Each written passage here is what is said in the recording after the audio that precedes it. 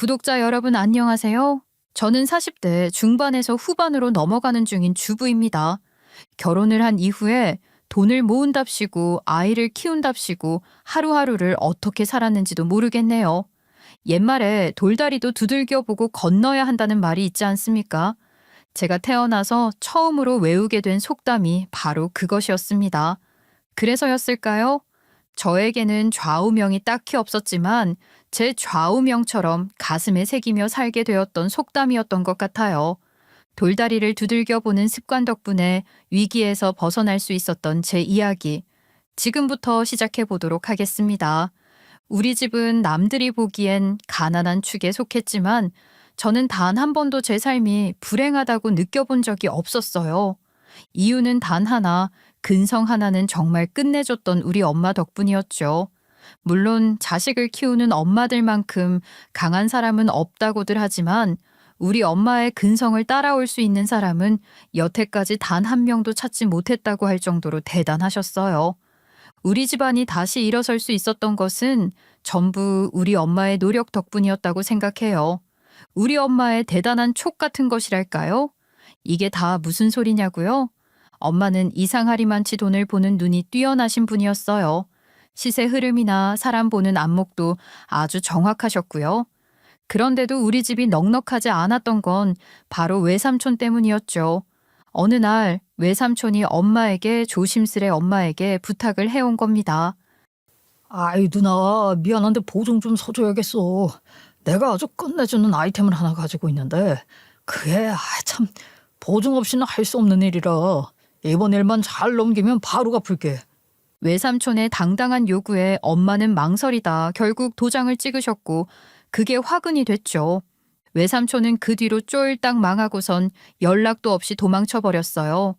그 일이 있고 나서 집에선 빚 독촉 전화가 끊이질 않았고 엄마는 그 모든 걸 묵묵히 감당하셨어요. 저는 그런 엄마가 너무 미련해 보였고 사실 근성으로도 이건 못 이기겠다 싶었었죠. 보증? 엄마, 절대로 가족 사이에서도 서면 안 되는 게 보증이라는데 대체 왜 그런 짓을 했어? 다른 사람도 아니고 네 외삼촌이잖아. 사정이 있었겠지. 우리가 열심히 갚으면 되지 않겠니? 그 말에 저는 답답하고 미련하다는 생각이 들었지만 동시에 엄마의 그 따뜻한 마음이 한편으론 이해되기도 했어요. 엄마는 언제나 좋은 게 좋은 거야. 괜한 원망한다고 뭐가 달라지니 하시며 웃으셨거든요. 그런 엄마는 시장에서 작은 떡집을 하셨어요. 겨울엔 입김이 뽀얗게 올라오는 새벽 시장에 나가 떡을 찌고 여름엔 땀으로 옷이 다 젖어도 한 번도 투정을 부리지 않으셨죠. 그런데 시장 사람들 사이에서 돌아가며 드는 개에는 아무나 들지 않으셨어요. 사람 믿고 드는 게 개가 아니라 돈을 보고 드는 게 개요. 이자 계산 못하면 평생 허탕만 치는 거야. 하시며 언제나 꼼꼼히 따져보셨어요. 개주가 누구인지, 이자가 얼마인지, 언제 돈이 도는지 전부 계산해서 결정하셨죠.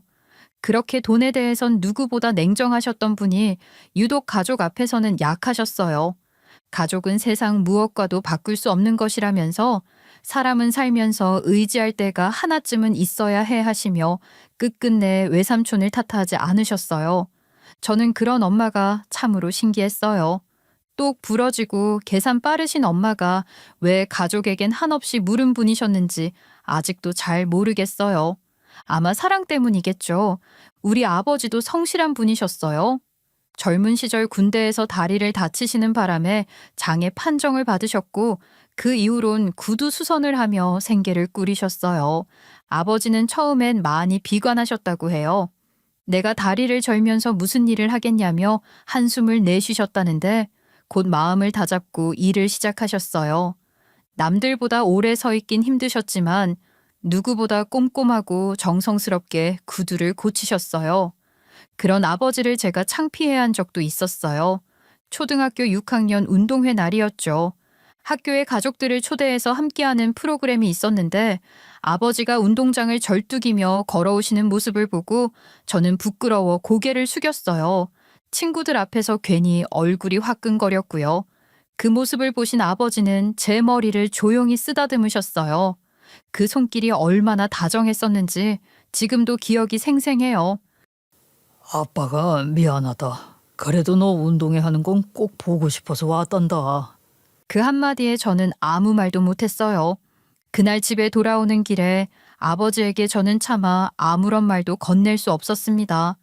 제가 얼마나 큰 잘못을 저질렀는지, 해서는 안 될 생각을 했는지 깨달았으니까요.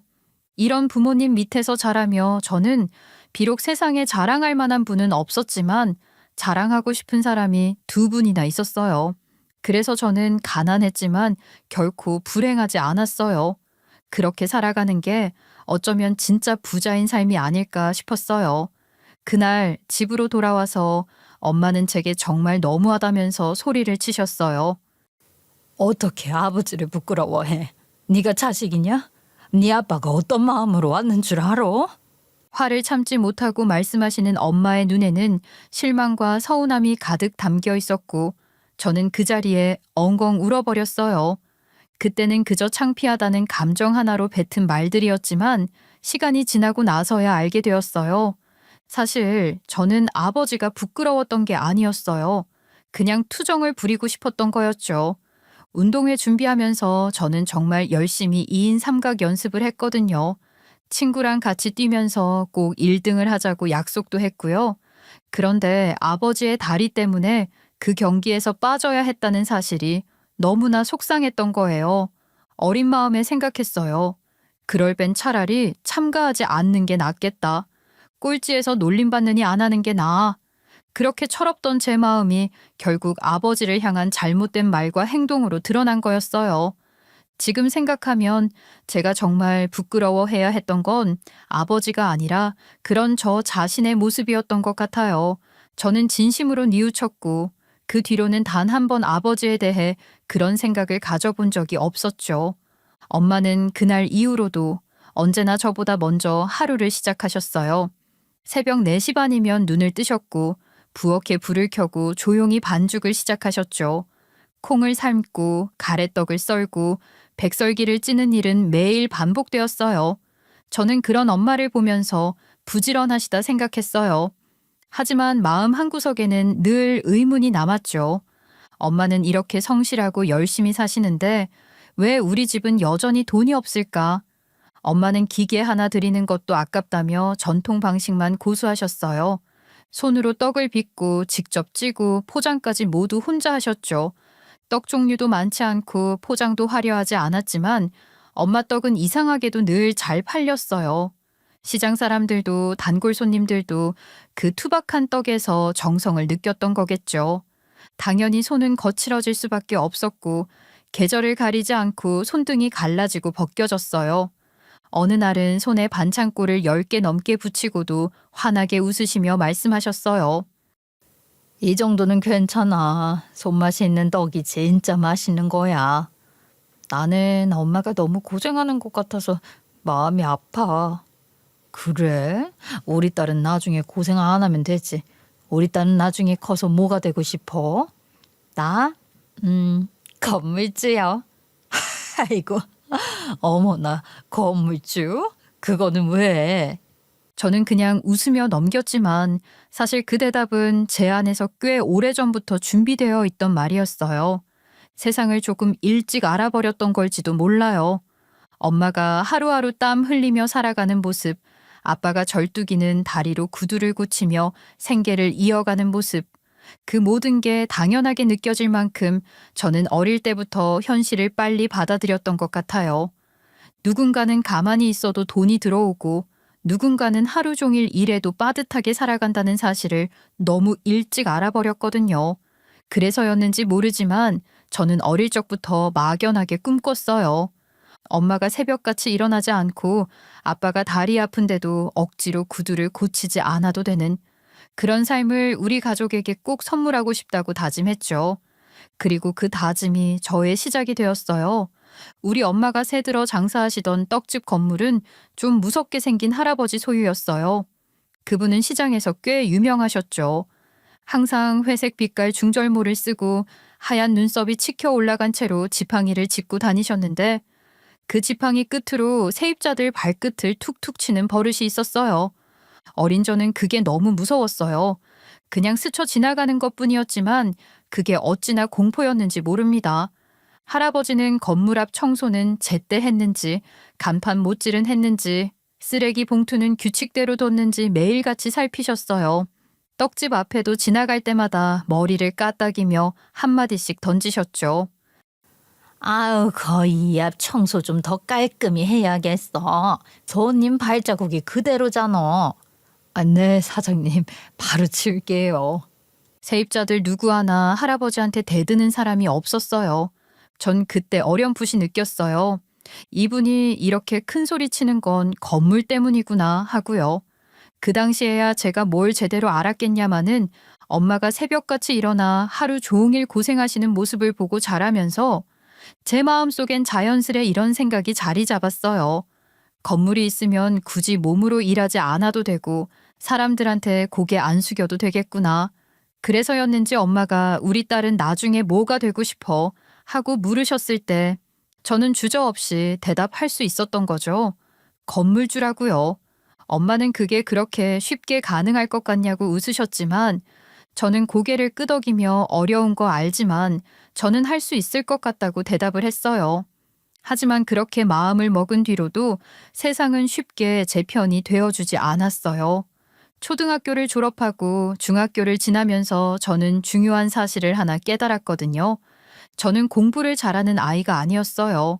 시험을 보면 늘 같은 문제에서 실수를 반복했고 덤벙대는 성격 탓에 쉬운 문제도 틀리기 일쑤였죠. 문제를 좀 더 꼼꼼히 풀어야 해 라는 선생님의 말에 몇 번이고 다시 풀어보기도 했지만 그렇게 하다 보면 항상 시간이 부족했어요. 그래서 뒷부분 문제는 손도 못 댄 채 제출한 적도 많았고요. 결국 저는 고등학교에 들어서며 결심했어요. 나는 그냥 공부에 소질이 없는 사람이구나. 대신 다른 방법을 찾아야겠다고요. 그리고 그 해부터 아르바이트를 시작했어요. 처음엔 엄마 몰래 시작했죠. 편의점 야간 아르바이트였는데 교복 위에 겉옷 하나 걸치고 새벽 2시까지 일하고 아침 수업에 졸린 눈으로 들어간 날도 있었어요. 돈을 벌어 엄마에게 조심스럽게 건넸을 때 엄마는 손사래부터 치셨어요. 이거를 왜 가져와? 너 공부해야 할 시간에 이게 무슨 짓이야? 공부 못하잖아. 엄마 고생하는 거 매일 보면서 가만히 있을 순 없었어요. 등록금 내가 모을게. 그 마음은 고맙지만 아직은 네가 할 일이 따로 있어. 너무 무리하지 마. 그 말이 오히려 더 힘이 됐어요. 그날 이후로 저는 아르바이트를 할 때마다 엄마께 전부 드렸어요. 그렇게라도 집안의 보탬이 되고 싶었거든요. 아버지도 그걸 아시고 조용히 제 어깨를 토닥이셨어요. 물론 그때는 지금처럼 계획적인 재테크나 투자를 아는 것도 아니었고 아르바이트 몇 푼으로 세상을 바꿀 수 있다고 생각한 것도 아니었어요. 단지 우리 가족에게 제가 필요한 사람이 되고 싶었고 엄마 아빠를 위해 뭔가 해드리고 싶었던 마음이 컸던 것 같아요. 그게 제가 처음으로 돈이라는 걸 진지하게 생각했던 시기였어요. 돈이 많으면 할아버지처럼 될 수 있다고 믿었던 어린 시절의 순진한 꿈은 그 무렵부터 조금씩 현실적인 방향으로 바뀌고 있었죠. 누구보다 치열하게 살아가시는 엄마를 보면서 저는 점점 더 간절해졌어요. 언젠가는 우리 가족도 머리 숙이지 않고 살 수 있는 날이 오길 바라며 그저 묵묵히 앞으로 나아가야겠다고 다짐했어요. 그러던 어느 날이었어요. 아무 예고도 없이 우리 가족에게 결정적인 기회 하나가 찾아왔죠. 바로 엄마가 속해 있던 개 모임에서 일이 터졌던 거예요. 그날 저녁 엄마는 평소보다 일찍 집에 들어오셨어요. 얼굴은 단단히 굳어 있었고 손엔 개부가 들려 있었죠. 엄마는 한숨을 쉬며 개부를 탁탁 넘기셨어요. 알고 보니 개원 중 한 명이 부도를 내면서 개 전체가 휘청이는 상황이 벌어진 거였어요. 며칠 새 전화가 빗발치듯 걸려왔고 개원들 사이에선 서로가 책임을 미루는 말들이 오갔죠. 그 와중에 엄마가 나섰어요. 사실 엄마 돈도 꽤나 걸려 있었기 때문에 어쩔 수 없이 팔을 걷어붙이신 거긴 했지만 누구보다 빠르고 정확하게 움직이셨어요. 그때부터였어요. 엄마가 모든 개원들에게 전화를 돌리고 직접 채권자들을 만나기 시작한 게 엄마는 매일 장사 마치고 밤이면 사람들을 만나러 다니셨어요. 때론 과일 한 상자, 때론 떡 한 팩 들고 다니면서 말이에요. 상대가 화가 나 있을 때는 먼저 고개를 숙이고 화가 풀리면 다시 차근차근 상황을 설명했죠. 그 결과 얼마 지나지 않아 엄마는 개 대표로 선출되었고 마침내 개 모임은 무너지지 않고 다시 굴러가기 시작했어요. 덕분에 엄마에 대한 신뢰도는 확 올라갔고 그 개는 믿을 만하다는 말이 동네에 쫙 퍼졌죠. 그러자 자연스럽게 엄마가 속한 개에 들어오고 싶다는 사람들이 하나둘 늘어나기 시작했어요. 그렇게 시간이 조금 흐르고 어느 날 동네 부동산 아주머니가 엄마 떡집으로 찾아왔어요. 내가 이런 정보 진짜 안 알려주는 거 알지? 이모, 괜찮은 물건 하나 나왔어. 진짜 놓치면 손해예요. 아유, 그렇게까지 자랑을 할 정도야? 어떤 건데? 2층짜리 다용도 주택이에요. 1층엔 슈퍼 들어와 있고 2층은 비어 있어.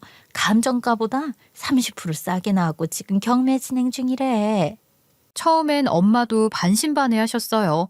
돈이 넉넉한 것도 아니었고 한번 잘못 들어가면 큰일이니까요. 하지만 아주머니는 덧붙였어요. 보증금 빼고 개에서 먼저 갯돈 받으면 손해보는 장사 아니라고요. 진짜 기회라고요.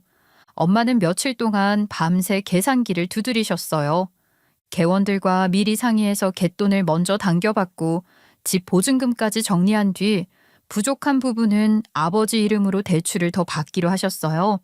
그리고 결국 그 건물을 사기로 결정하셨죠. 처음 그 소식을 들었을 때 저는 믿기지가 않았어요. 우리가 건물주가 된다고? 꿈만 같았죠. 그렇게 우리는 그 2층 주택의 윗집으로 이사를 하게 됐어요. 아래층엔 작은 슈퍼가 세입자로 들어왔고 우리는 위층에서 살기 시작했어요. 이거는 진짜 기회를 잡는 거야. 남들이 물러설 때 달려들 수 있어야 이득이 되는 거야. 그때는 그 말이 뭔 뜻인지 다 이해하진 못했지만 시간이 흐를수록 뼈에 새겨지는 말이 되었어요. 그 건물은 우리 가족에겐 단순한 부동산이 아니었어요. 엄마가 밤을 새워 떡을 찌며 모은 피땀이었고 아버지의 절뚝이는 다리로 버틴 시간이기도 했어요. 물론 세를 줄 수 있는 건 1층 뿐이었기 때문에 노후 대비용으로는 부족할 수 있었지만 매달 꼭 들어오는 수입이 있다는 사실은 우리 삶을 많이 바꿔주었습니다. 저는 34살에 결혼했어요. 남편은 제가 다니던 직장에서 만난 동료였는데 부서는 달랐지만 협업할 일이 많다 보니 자연스럽게 얼굴을 자주 마주쳤죠. 처음엔 인사만 주고받는 사이였는데 회의 끝나고 같이 커피 한 잔 마시게 되고 어느새 점심도 함께 먹게 되고 그렇게 조금씩 마음이 쌓여갔어요. 서로 바쁜 와중에도 꼭 연락을 주고받았고 일 얘기뿐 아니라 사적인 고민까지 나누게 되면서 점점 더 가까워졌어요. 연애를 시작한 지 8개월 만에 저희는 결혼을 하게 됐죠. 만난 지 8개월 만에 결혼을 하는 건 좀 빠르지 않냐? 신중히 생각을 하는 게 중요하다. 결혼은 현실이다. 주변에서는 우려 섞인 목소리도 많았어요. 하지만 저는 남편을 믿었어요. 무엇보다 야망이 뚜렷한 사람이었거든요. 단순히 일만 열심히 하는 게 아니라 늘 더 나은 방향을 고민하는 사람이었고 그런 모습이 든든하게 느껴졌어요. 그래서 저는 결혼을 결심하는데 오래 걸리지 않았죠. 결혼 후 아이를 낳고 저는 잠시 휴직에 들어갔고 남편은 그동안 회사에서 묵묵히 자기 일을 해냈어요. 퇴근이 늦을 때도 많았고 회식도 잦았지만 저는 지금은 고생할 시기라고 생각하며 참고 견뎠어요. 그런데 제가 복직하고 나서부터 남편의 태도가 조금씩 달라졌어요. 자꾸 마음이 어딘가 떠 있는 듯 했어요. 집에 있어도 멍하니 휴대폰만 들여다보고 회사 얘기보단 다른 사람 얘기를 더 많이 했죠. 그중 특히 자주 언급되던 사람이 있었어요. 남편과 오랜 시간 한 부서에서 일했던 동료였는데 얼마 전 퇴사하고 애견 관련 사업을 시작했더라고요. 그게 대박이 터졌다는 거예요. 걔가 뭔 대단한 능력이 있었냐? 근데 요즘 보면 완전히 날아다니더라. 나보다 성실하지도 않았고 기획력도 부족했는데. 아, 진짜 사람 운이라는 게 있는 것 같아. 남편은 점점 그 얘기만 했어요. 처음엔 그냥 부럽다는 감정 정도인 줄 알았는데 어느 순간부터 본인도 그런 삶을 살 수 있지 않을까 하는 기대감에 휩싸인 것 같았어요. 저는 남편이 정신을 똑바로 차리고 가족들을 위한 삶을 살았으면 좋겠다고 생각을 했어요. 그리고 어느 날 갑자기 제게 말하더라고요. 여보, 나 스타트업 아이디어 공모전에 나가보면 어떨까? 상금도 받고 만약 잘 되면 창업도 할 수 있을 것 같아. 갑자기 그렇게 말을 하는 게 당황스럽긴 한데, 그래, 일단 도전 자체는 나쁜 건 아니라고 생각해. 근데 회사를 그만두겠다는 얘기는 아니지. 아니야. 나도 그 정도 눈치는 있어. 도전만 해보는 거야. 그리고 만약 상금을 받으면 우리 제주도라도 한번 다녀오자. 우리 언제 마지막으로 가족여행 갔는지도 기억 안 나잖아. 그 말에 솔깃하기도 했고 무엇보다 오랜만에 남편이 무언가에 의욕을 느끼는 모습이 보기 좋아서 저는 허락했어요. 공모전 상금이 몇백만 원 정도 된다고 하길래 괜찮겠다고 했죠. 그런데 결과는 기대와 달랐어요. 남편은 3등 안에도 들지 못했어요. 에이씨, 심사위원들 도대체 뭘 본 건지 모르겠어. 내가 준비한 거 진짜 괜찮았거든. 고개를 절레절레 흔드는 남편의 모습이 안쓰러우면서도 한편으론 걱정이 들었어요. 이후로 남편은 주말마다 투자자 미팅이 있다며 자리를 비우기 시작했어요. 처음엔 이해하려고 했죠. 그럴 수도 있지. 아직 포기하지 않은 거겠지. 저는 남편을 믿어주어야 한다고 생각했으니까요. 하지만 점점 그 횟수가 늘어나고 정작 수익이나 진행 상황에 대한 설명은 없으니까 제 마음도 혼란스러워졌어요. 계속 응원해야 할까 아니면 말려야 할까. 그렇게 시간이 흐르던 어느 날 남편이 다시 이야기를 꺼냈어요. 그 말은 가족을 생각한 말이 아니었죠. 내가 퇴직금을 받으면 그걸로 창업 준비를 해보려고. 저는 순간 말문이 막혔어요. 이제는 정말 회사를 그만두겠다는 건가? 생각이 많아졌어요. 남편이 일에 대한 열정이 없는 건 아니었지만 이게 현실적인 판단인지는 확신이 서지 않았어요. 그 순간 제 안에서는 응원과 걱정이 팽팽히 맞섰고 저는 그 사이에서 조심스럽게 그를 바라볼 수밖에 없었어요. 저는 아직 우리 아이도 어린데 창업이 웬 말이냐고 간곡하게 말렸어요. 제발 정신 좀 차려. 지금이 그런 도전할 때야? 이제 내 이름 걸고 내 사업 한번 해보고 싶다고. 이렇게 회사를 다니다 보면 결국 평생 남 밑에서 일만 하다 끝날 것 같아. 결국 남편은 회사를 그만두었고 저는 다시 일을 시작해 생활비를 책임지게 됐어요. 처음에는 그럭저럭 괜찮았어요. 남편은 퇴직금으로 받은 돈을 나눠서 투자하겠다며 무언가 열심히 알아보는 눈치였고 하루 종일 컴퓨터 앞에서 무언가를 정리하곤 했어요. 이번에는 정말 잘 될 것 같다면서 힘이 가득 들어 있었어요. 본인이 명확하게 뭘 하고 싶은지도 알겠다고 자기만 믿어보라고 말을 했죠. 그 말에 저는 조용히 고개만 끄덕였어요. 마음 한켠엔 불안함이 있었지만 그래도 응원해야 하지 않을까 싶었죠. 남편이 처음 선택한 건 커피숍이었어요. 어느 날 종이 한 장을 내밀며 자랑스럽게 말하더라고요. 계약까지 완료를 했다면서 곧 인테리어에 들어갈 거라고 자랑스럽게 말을 하는데 저는 머리가 지끈거렸어요. 남편은 커피를 내려본 적도 없는 사람이었으니까요. 제가 커피는 누가 만들 거냐고 묻자 남편은 웃으면서 어차피 기계가 다 내려주는데 무슨 문제냐고 말을 하더라고요. 요즘은 인테리어만 잘 꾸며도 손님들이 줄을 선다고 말을 하는데 이게 정말 장사에 대해서 공부를 한 사람이 맞나 싶었죠. 역시 나는 역시였어요. 동네 상권도 제대로 보지 않았고 메뉴 구성도 대충이었어요. 심지어 홍보나 배달도 하지 않았죠. 결과는 당연했어요. 손님은 거의 없었고 인건비만 줄줄이 나갔어요. 장사 시작한 지 딱 6개월 만에 문을 닫았어요. 남편은 변명만 했어요. 건물주가 월세를 올려서 망한 거라고요. 시기도 별로였던 것 같다고요. 그 말을 들었을 땐 한숨이 절로 나왔어요. 그래도 저는 처음이니까 그럴 수도 있겠다고 애써 넘기려고 했어요. 하지만 문제는 그 다음부터였어요. 남편이 이번엔 온라인 쇼핑몰을 하겠다는 거예요. 요즘은 다 온라인이 대세라고 하더라고요. 초기에 돈도 별로 안 들어간다면서요. 남편은 어디선가 들은 마케팅 용어들을 나열하며 열을 올렸어요. 그날부터 집안에는 새벽 배송 박스가 하나둘 쌓이기 시작했어요. 박스마다 텀블러, 장난감, 블루투스 이어폰, 이상한 미용기기 같은 것들이 들어있었죠. 사이트는 남편이 직접 만들겠다고 했는데 아무리 봐도 엉망이었어요. 사진은 흐릿하고 글씨는 깨져 있었고 고객센터 번호도 없었어요. 제가 조심스럽게 말했어요. 이런 식이면 반품 들어올 수도 있어. 설명서나 확인했어? 그냥 써보면 알아. 요즘 사람들 다 똑똑하잖아. 비싼 물건도 아닌데 뭐. 그 말이 무섭게 현실이 됐어요. 반품이 쏟아졌고 이유는 하나였어요. 제품 설명서가 전부 중국어로 되어 있었던 거예요. 고객들은 당연히 화를 냈고 환불 요청은 끊이질 않았어요. 그때부터 남편의 표정도 어두워지기 시작했어요. 카드값이 밀리기 시작했고 결국 남편 개인 신용카드는 연체됐어요. 그리고 어느 날 저녁 남편은 저에게 본인 카드를 쓸 수 없으니 제 카드를 달라고 뻔뻔하게 말을 했어요. 그 순간 속이 다 뒤집히는 기분이었어요. 이 사람 정말 외삼촌이랑 똑같은 사람이었구나 싶었죠.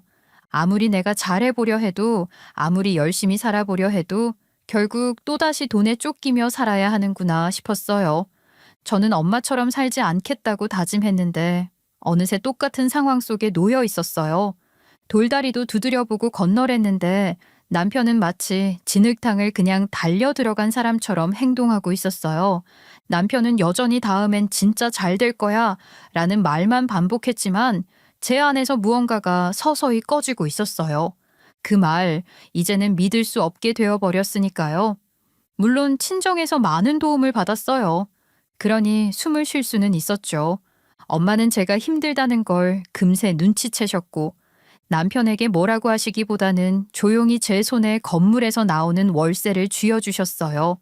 엄마의 손은 말보다 먼저였고 저는 그 돈을 정말 감사하게 받았어요. 그렇지 않았다면 제 생활 자체가 굴러가지 못했을 테니까요. 시간이 흐를수록 아이에게 들어가는 돈은 늘어나는데 남편은 돈을 쓰기만 바쁘니 제가 어떻게든 버텨야 했어요. 기저귀며 분유며 아이 옷이며 작은 돈들이 끊임없이 나가는데 남편은 사업을 키워야 한다는 말만 반복했죠. 결국 남편은 온라인 쇼핑몰도 말아먹었어요. 집안에 잔뜩 쌓아놨던 상품 박스들을 보며 저는 말문이 막혔어요. 이건 대체 언제 치울 거야? 이 짐덩어리들이라도 빨리 치워야 할 거 아니야.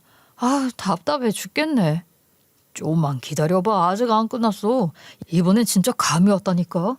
남편은 그렇게 천하태평한 얼굴로 앉아 있었어요. 그때 저는 진심으로 고민했어요.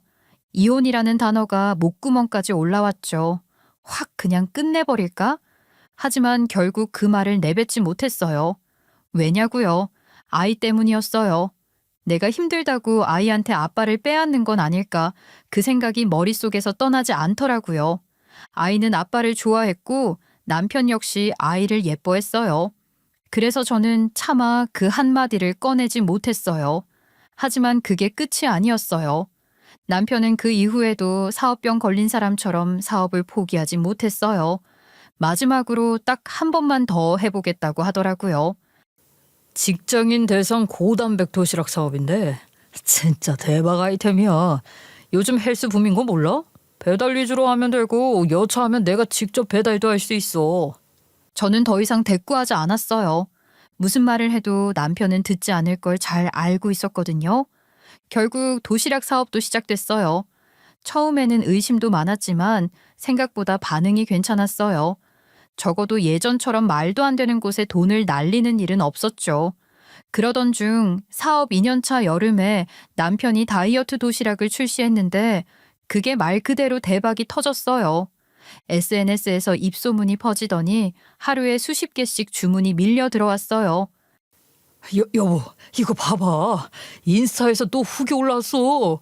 와, 이 도시락 진짜 잘 만든 거라니까. 남편은 신이 나서 매일 주문수를 셌고 매출을 프린트해서 냉장고에 붙이기까지 했죠. 드디어 우리도 빛 좀 보는구나 그런 생각이 절로 나더라니까요. 그치만 남편처럼 마냥 기뻐할 순 없었어요. 왜냐면 그 다이어트 도시락의 핵심 아이디어는 우리 엄마였거든요. 그날도 남편은 전전긍긍하며 매출이 안 나오는 이유를 고민하고 있었어요. 그런 모습을 보며 안쓰러웠는지 엄마가 슬쩍 말을 꺼내셨어요. 요즘 같은 여름엔 입맛도 없고 다이어트 한다고 밥도 안 먹는다던데 하셨죠. 대신 고단백 식단으로 시원하게 도시락 구성하면 괜찮지 않을까 하고 건넨 말이 시작이었어요. 그 말에 남편은 귀가 번쩍 뜨인 듯한 얼굴로 고개를 끄덕였고 곧바로 실행에 옮겼어요. 물론 잘 되었어요. 하지만 그래서 뭐가 남았을까요? 우리 가족에게 남는 건 거의 없었어요. 그동안 남편이 버려놓은 일들 때문에 갚아야 할 돈이 워낙 많았거든요.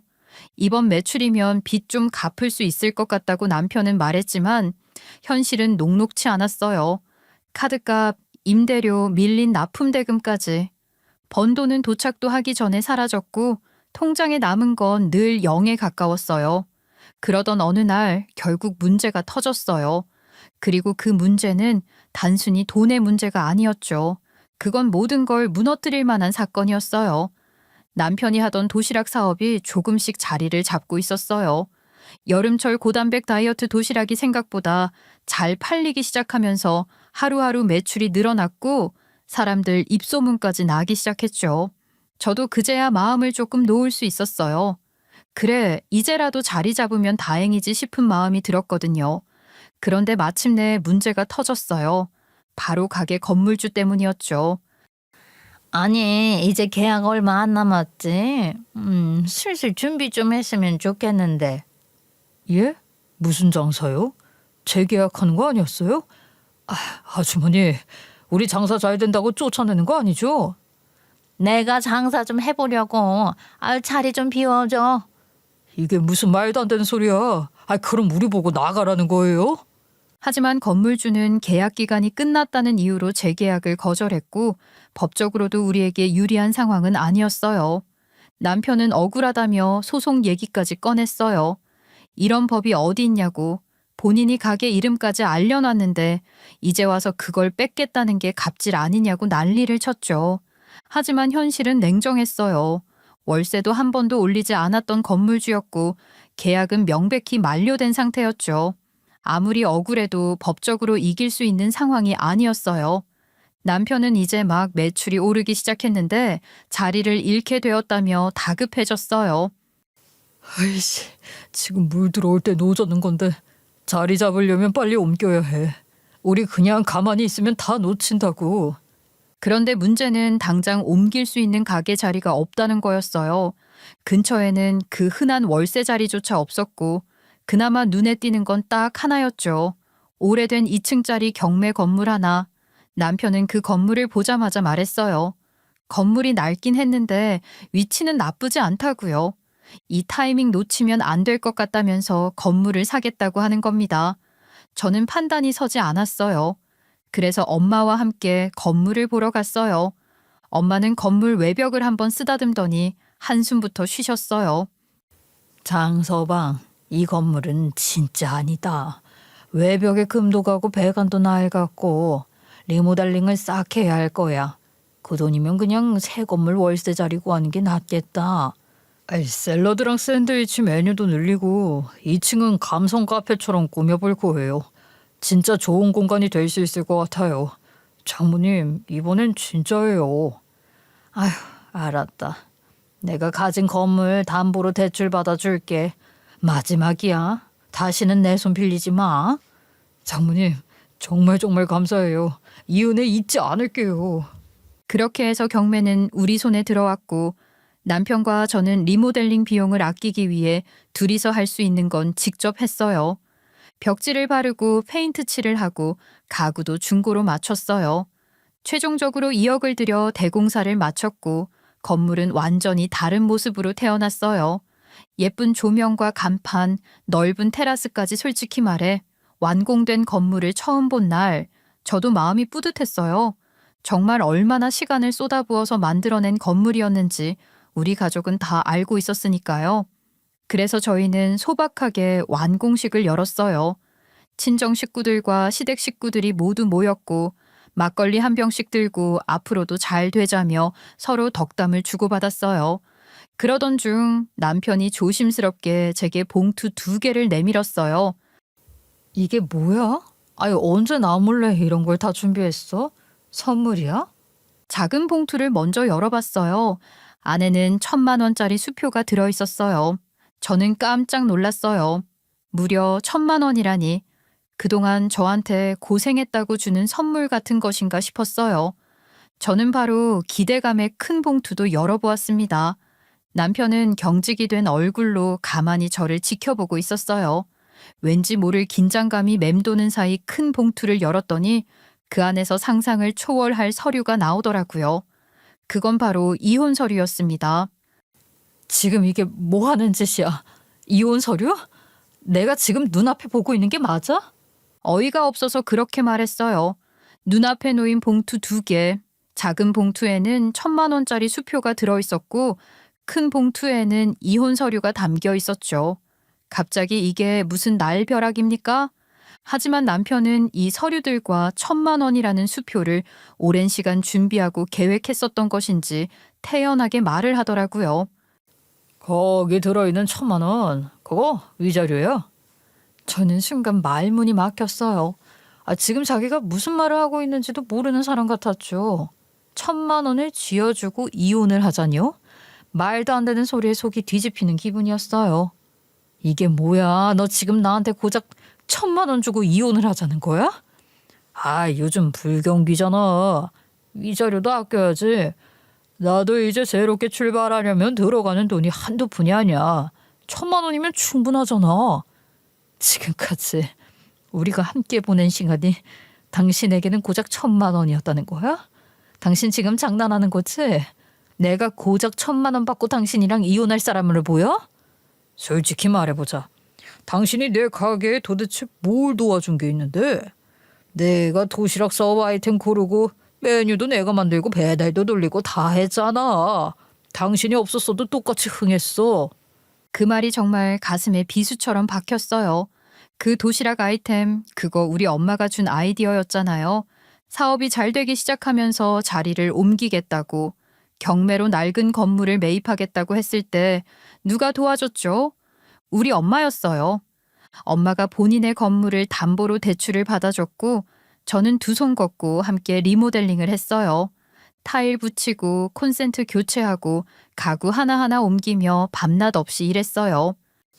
그 건물 우리 친정 돈으로 올린 거야. 당신 돈 한 푼 안 들어갔어. 투자 받은 거지. 그게 뭐 어때서? 나중에 돈 많이 벌면 갚을 수 있도록 생각은 하고 있어. 뭐?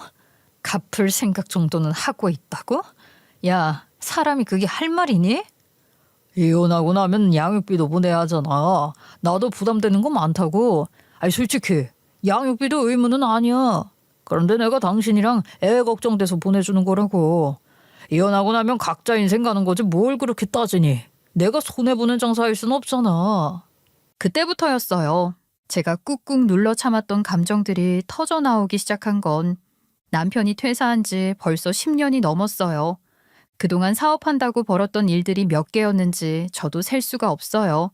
커피숍, 온라인 쇼핑몰, 이상한 마케팅, 새벽 배송, 스마트폰 액세서리, 도시락 가게까지 그 모든 실패를 제가 다 떠안았어요.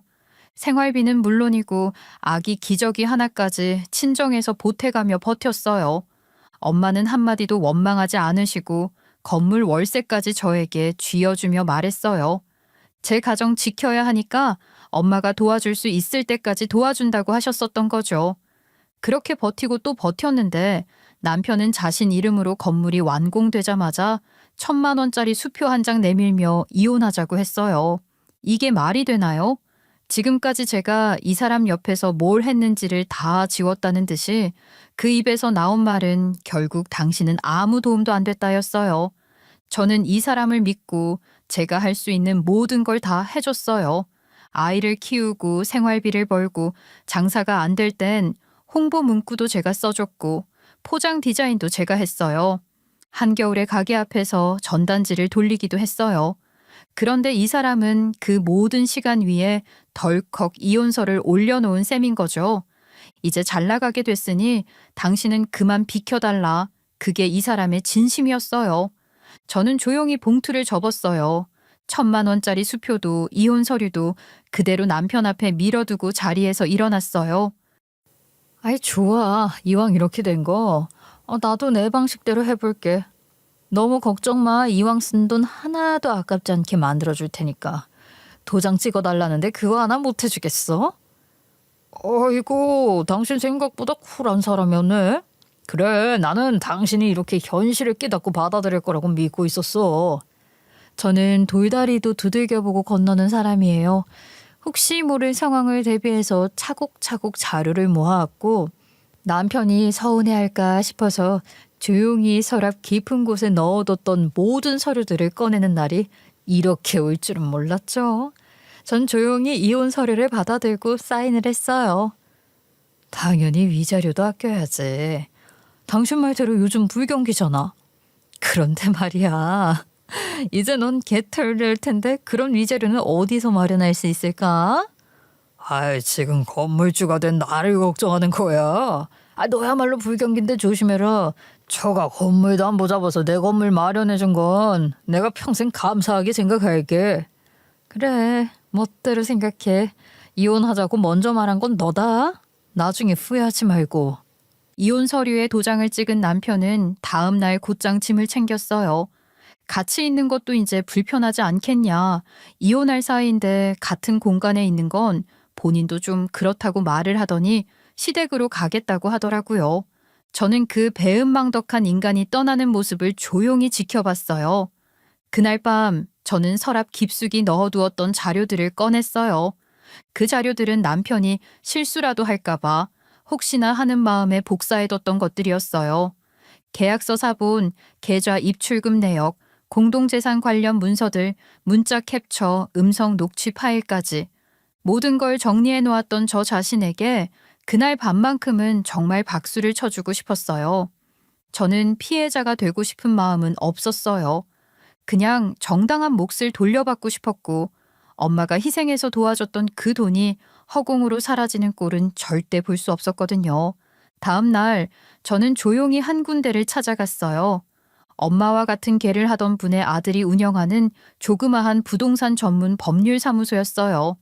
제가 서류 뭉치를 건네며 이혼 소송도 하고 건물도 찾아오고 싶다고 말을 하자 젊은 변호사가 조심스럽게 받아 조용히 문서를 훑어보다가 어느 순간 눈썹을 한번 찌푸렸어요. 건물 명의는 전부 남편 단독이네요. 그리고 토지도 마찬가지예요. 건축 인허가 신청 직전에 남편 앞으로 명의가 이전됐고요. 그런데 이거 보세요. 건물 설계서에 들어간 초기 자금 그리고 인테리어 자금도 마찬가지예요. 입금 계좌 내역을 보면 전부 의뢰인 어머님 명의 그리고 일부는 의뢰인 본인 통장에서 나가네요. 그러니까 자금 출처가 명확하다는 뜻인 거죠. 예, 건물은 남편 명의일지 몰라도 자금 흐름이 완전히 다릅니다. 이건 기여도 100% 주장도 가능해요. 게다가 이 정도면 부당이득 반환 청구도 검토할 수 있고요. 그 말을 듣는 순간 마음속에 묵직하게 자리 잡고 있던 무언가가 스르르 내려앉았어요. 저는 이제 단순히 상처받은 아내가 아니라 싸워야 할 이유가 생긴 피해자였고 그리고 반드시 되돌려받아야 할 권리가 있는 사람이었어요. 제가 잃었던 시간들, 속았던 마음들, 짓밟혔던 자존심까지 그 모든 것을 되찾는 출발점이 바로 이 서류 뭉치 하나였어요. 제가 아무런 말도 하지 않고 주먹을 꽉 쥐고 있자 변호사는 그런 저를 보면서 앞으로는 모든 걸 본인에게 맡기라고 하더라고요. 잃은 것만큼 돌려받아야 하지 않겠냐는 말이 비장하게 들렸습니다. 잃어버린 건 고작 돈뿐만이 아니었으니까요. 제 인생도 되찾아야 할 시간이 찾아온 것입니다. 변호사님, 서류에 다른 문제는 없죠? 조금 이상한 부분이 있어서 그런데 이거 말인데요. 여기 설계도 뒤편에 붙어있는 계약 메모 이거 보이시죠? 네. 이거는 별로 의미가 없는 것 같아서 그냥 넘어갔었던 건데 시행자 서명이 남편으로 되어 있긴 한데요. 이상한 점이 있어요. 이걸 뒷받침하는 위임장도 없고 인감 첨부도 없네요. 그런데도 허가가 나버린 거면 불법 소지가 꽤 있습니다. 불법이요? 아니, 전혀 문제 없다고 남편이 전부 처리를 했었거든요. 일단은 가압류를 넣는 것이 좋을 것 같아요. 건물 전체에 대한 소유권 다툼이 있을 수 있으니까 보전 조치로 가압류 신청을 넣자는 거예요. 그렇게 하면 남편은 당분간 매매나 임대 수익을 건드릴 수 없고 법원 허가 없이 아무것도 못합니다. 그 설명을 듣는 순간 제 손끝이 찌릿하게 저려왔어요. 이런 문제까지 생각해 본 적이 없었기 때문에 더 충격이 컸어요. 저는 바로 고개를 끄덕였어요. 해달라고 변호사님의 두 손을 붙잡고 부탁을 드렸죠. 자료도 전부 준비가 되어 있겠다. 저에게는 더 기다릴 여유도 없었어요. 변호사님도 사건이 사건인 만큼 철저하게 처리를 하시겠다고 약속을 해주셨죠. 그렇게 가압류 신청은 빠르게 접수되었고 법무팀은 등기소, 시청 건축과 금융기관, 시공사까지 모든 곳에 자료를 보내며 신속하게 움직였어요. 그 과정에서 저도 몰랐던 사실이 드러났어요. 의뢰님, 대박 사건이요. 남편분이 처음 공사비를 인출한 계좌 있죠? 그거요, 법인 계좌가 아니었어요. 네? 그럴 리가요. 세금 처리한다고 사업자 통장에서 결제해야 한다고 했는데요. 저도 그게 당연하다고 생각을 했었는데 그냥 개인 계좌였더라고요. 그것도 설계비와 감리비도 다 현금 지급으로 처리했고요. 어머, 그럼 그 모든 자금 흐름이 완전히 사적인 거였던 건가요? 어디서 어떻게 생긴지 모르는 불려진 돈일 수도 있고요. 그렇죠. 네, 투명한 사업체가 아니라 그냥 개인 명의로 사적으로 돈을 굴린 셈이죠. 이 정도면 불법 시공, 명의위장, 자금 은닉까지도 다툴 수 있습니다. 그날 밤 저는 오랜만에 숨통이 트이는 듯한 느낌을 받았어요. 그동안 무기력하게 당하고 있다는 생각에 갇혀 있었는데 드디어 제가 반격할 수 있는 무기가 생긴 거니까요. 저는 모든 것을 종합해서 남편을 한순간에 나락으로 보내버릴 수 있는 무기를 마련했고 며칠 뒤 남편에게서 전화가 왔어요. 야, 너 이거 뭐야? 건물에 가압류가 걸렸다고 연락이 왔어. 이거 너지? 너 이씨 뭐 한 거야? 아, 그거? 그래, 나 맞아. 우리 돈으로 지은 건물이니까 당연히 내가 해야 할 조치였지? 내가 뭐 못할 짓 한 건 아니잖아. 뭐? 뭔 소리야? 건물 명의는 내 거야. 법적으로 내 이름으로 되어 있다고. 그래, 명의는 네 거지. 근데 그 명의 도대체 어떻게 된 건데? 야, 설계비, 감리비, 자재비 다 누구 통장에서 나갔는데 계약서에 누구 인감이 찍혔는지 너 기억 안 나니? 이 돌대가리 새끼. 그러고 보니까 내가 설계 변경 동의서도 갖고 있더라. 내 이름으로 기획서도 있고 세금 납부 내역도 감리비 현금 영수증도 이거 다 증거로 준비해뒀어. 아이씨, 너 두고 보자. 내가 가만히 있을 줄 알아? 너만 변호사 쓸 수 있냐? 나도 있어. 그리고는 전화를 툭 끊어버렸어요. 그날 저는 핸드폰 화면을 한참 바라보다가 조용히 웃었어요. 두고 보자는 심산이었죠. 법 앞에서 과연 누가 이길 수 있나 말이죠. 그동안 저는 너무 조심스럽게 살아왔어요.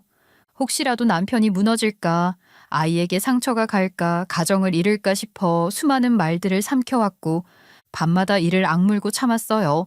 하지만 이제는 아니에요. 저는 제가 지켜야 할 것을 다 했어요.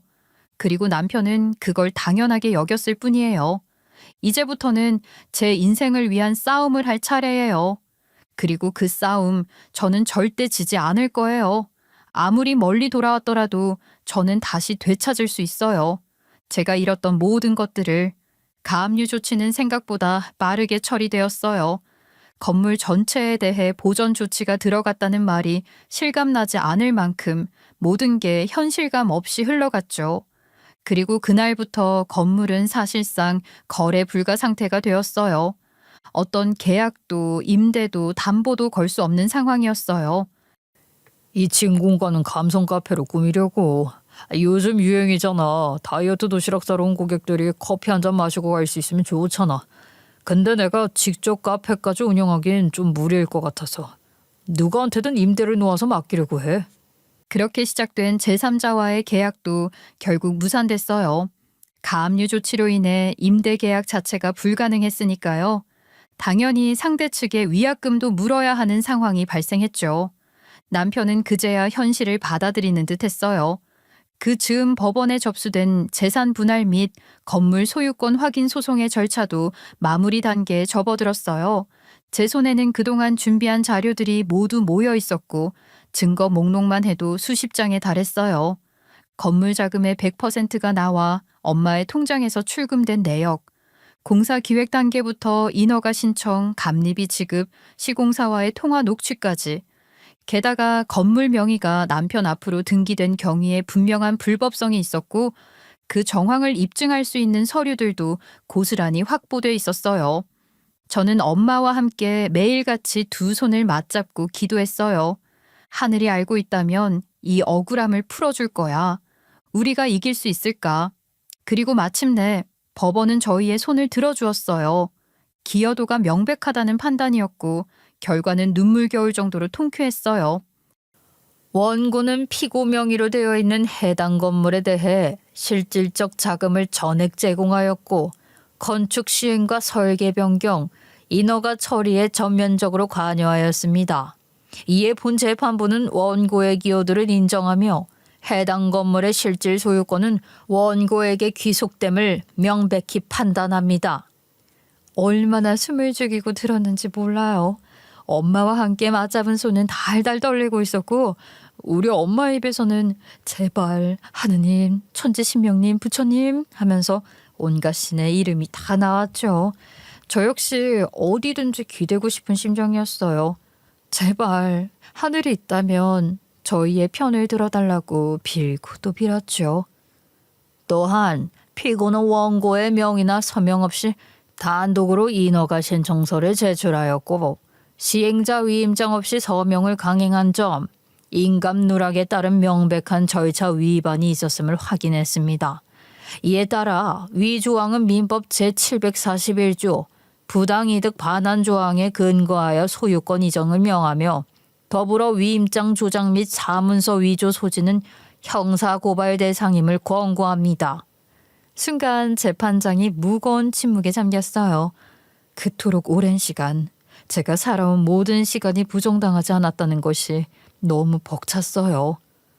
피고는 해당 건물의 명의상 점유를 통해 얻은 임대 수익 전액을 원고에게 반환해야 하며 재산 분할 청구로 인한 소송 비용 일체 역시 피고의 부담으로 정합니다. 그 말을 들은 남편은 그 자리에 그대로 주저앉을 듯 말이 없었어요. 그리고 곧 얼굴이 새빨갛게 변했어요. 이럴 수는 없다고, 말도 안 되는 소리라고 중얼중얼거리는 남편을 보니 속이 다 시원하더라고요. 제가 해야 할 말은 명확했어요. 이건 당연한 결과였다는 것이었죠. 엄마는 그제서야 제 손을 꼭 잡고 흐느꼈어요. 아이고, 이제야 됐구나. 우리 딸 정말 고생 많았다. 그날 저는 엄마 품에 안겨 오랜만에 펑펑 울었어요. 분하고 억울했던 날들, 무시당하고 지워졌던 시간들이 스르르 흘러내렸어요. 그가 가진 유일한 재산이라고 자랑하던 건물은 하루아침에 그의 손에서 빠져나갔고 명의만 남은 채 모든 법적 권리는 저에게로 넘어오게 되었어요. 저는 이제야 말할 수 있었어요. 내가 포기하지 않고 끝까지 싸운 이유, 바로 이 순간을 위해서였다고요. 건물은 결국 제 이름으로 바뀌게 되었어요. 믿기지 않을 만큼 복잡하고 긴 여정이었지만 끝내 이긴 건 저였죠. 며칠 뒤 남편은 등기 이전 청구를 거부하겠다고 항소장을 들이밀었지만 법원은 항소심 개시 전이던 그 시점에서 가압류 상태에 있던 건물에 대해 강제 집행 가능 판결을 내렸고 결국 등기소는 제 이름으로 소유권 이전 처리를 마쳤어요. 남편은 발을 동동 구르며 이건 무효라고 소리를 질렀지만 법원은 냉정했어요. 등기부에 명시된 기여도와 자금 흐름이 명백한 이상 항소는 받아들일 수 없습니다. 그게 결론이었죠. 그 순간 저는 깨달았어요. 남편은 마지막 한 수까지도 제게 들키지 않고 해보겠다고 발버둥을 쳤던 거구나. 그가 노렸던 추가 대출 역시 무산됐고 담보 설정조차 불가능한 상태가 되자 금융기관과의 거래도 모두 끊겼어요. 게다가 더 큰일이 남아 있었죠. 재판 과정에서 드러난 공사 자금 횡령과 명의 위장, 허위 설계비 처리 등 각종 비리 혐의가 정리되어 검찰로 이첩됐고 남편은 결국 피의자 신분이 되었어요. 전 남편은 검찰 조사 끝에 정식으로 기소되었고 법정에 다시 서게 되었어요. 재판부는 공사비 중 일부가 개인 용도로 빠져나간 사실, 감리비와 설계비 현금 지급 내역의 이중장부 정황, 그리고 법인 계좌가 아닌 개인 계좌로 공사비가 입금된 점 등을 모두 고려했어요. 결국 횡령죄와 사문서 위조 혐의가 인정되어 징역 1년 6개월, 집행유예 3년 판결이 내려졌어요. 형이 확정된 이후 남편은 보호관찰을 받으며 벌금 3,500만 원까지 물었고 제게 지급해야 할 임대 수익 전액과 변호사 비용도 전부 갚아야 했어요. 어찌 보면 그가 1,000만 원으로 저를 떼어내려다 이 모든 값을 치르게 된 셈이죠. 이혼은 별 문제 없이 진행됐어요. 어차피 상대가 유책 배우자였고 건물 자금 대부분을 제가 댄 데다 재산 분할도 인정받았기 때문에 법원에서도 시간을 끌지 않았죠. 이혼 이후 시댁에서는 염치도 없이 연락을 해왔어요. 아이고 얘 그래도 가족이었는데 임대 수익이라도 나눠 갖자. 그 건물 솔직히 우리 아들도 지분이 있지 않니? 가족이요? 저는 그딴 가족 법적으로 끊었어요. 아이 법대로 하세요. 그리고 지분이 있었으면 그 건물이 어떻게 오롯이 제 이름으로 넘어올 수 있었을까요? 그 이후로는 아무도 연락하지 않았습니다. 그렇게 다 정리되었어요. 지금은 아이와 단둘이 조용히 살고 있어요. 낮에는 아이 어린이집 보내놓고 사무실에서 일하고 저녁엔 아이랑 저녁밥을 챙겨 먹고 산책을 나가요. 한때는 그 건물이 저를 무너뜨릴 줄 알았는데 지금은 제 인생을 다시 세워준 기둥이 되었어요. 남편은 요즘에도 꾸역꾸역 양육비는 보내고 있어요. 하지만 저는 항상 달력에 체크해두고 있어요. 하루라도 밀리면 바로 청구 소송 들어갈 거예요. 다시는 그 사람에게 마음을 놓지 않겠다고 다짐했으니까요. 복수는 화려하거나 시끄럽지 않았어요. 그냥 조용히 법대로 그리고 단단하게 진행됐죠. 그리고 이제 저는 그 긴 복수의 시간 끝에 정말 평온해졌어요. 웃음도 잠도 되찾았고요. 앞으로는 정말 저만 생각하며 살아볼 겁니다. 제 이야기를 끝까지 들어주셔서 감사해요.